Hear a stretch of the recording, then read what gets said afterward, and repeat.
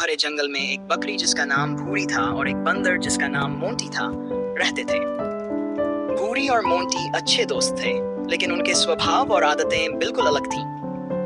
भूरी बहुत शांत और सीधी थी, जबकि मोंटी बहुत चंचल और शरारती था।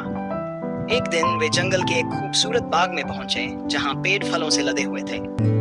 भूरी घास और निचले पत्तों को खाने लगी और मोंटी ऊंचाई पर जाकर पेड़ से फल तोड़ने लगा। मोंटी ने भूरी के लिए कुछ फल नीचे गिराए और भूरी ने उन फलों को खाकर खुशी महसूस की। हालांकि जल्द ही मोंटी अपनी शरारतों में लग गया। वह फल को दूर फेंकने लगा और कभी-कभी सबसे फल खुद ही रख लेता। इससे भूरी को नाराजगी हुई और वह मोंटी से कहने लगी, मोंटी, तुम्हारी शरारतें मुझे परेशान कर रही हैं। मैं फल अच्छे से नहीं खा पा रही हूँ।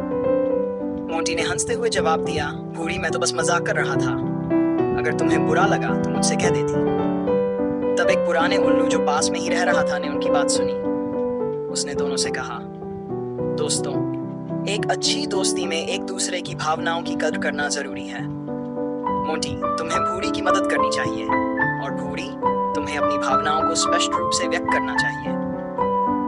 उल्लू की बात सुनकर भूरी और मोंटी को अपनी गलती का एहसास हुआ।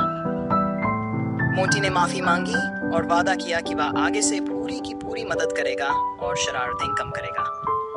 भूरी ने भी मोंटी की मदद की सराहना की और कहा कि वह भविष्य में अपनी भावनाओं को बेहतर तरीके से व्यक्त करेगी।